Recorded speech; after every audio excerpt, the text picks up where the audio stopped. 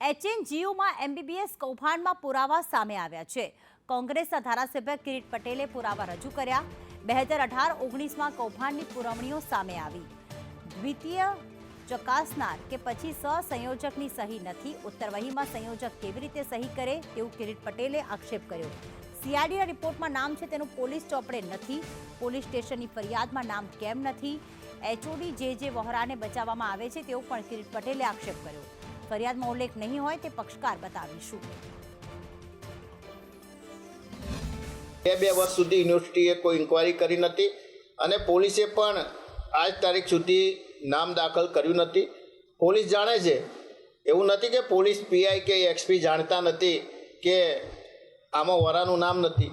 CID ક્રાઇમનો report છે અને supreme કોર્ટના ઘણા બધા એવા જજમેન્ટ છે કે જ્યારે સીઆઈડી ક્રાઇમનો રિપોર્ટ હોય એ પોલીસે એ ફરજિયાત એનું પાલન કરવું પડે। અને વરાનો આ પહેલો બનાવ નથી, ભૂતકાળની અંદર પણ વરા આ રીતે આર્થિક ભ્રષ્ટાચારની અંદર એમના ઉપર સાબિત થયેલું છે। એટલા માટે જો આ બાબતે યોગ્ય કાર્યવાહી નહીં થાય તો અમે નામદાર હાઈકોર્ટની અંદર જઈશું। એસપી હોય, પીઆઈ હોય કે રજિસ્ટ્રાર હોય એને આરોપી બનાવી અને અમે નામદાર હાઈકોર્ટની અંદર એને પક્ષકાર બનાવીને પિટિશન કરીશું।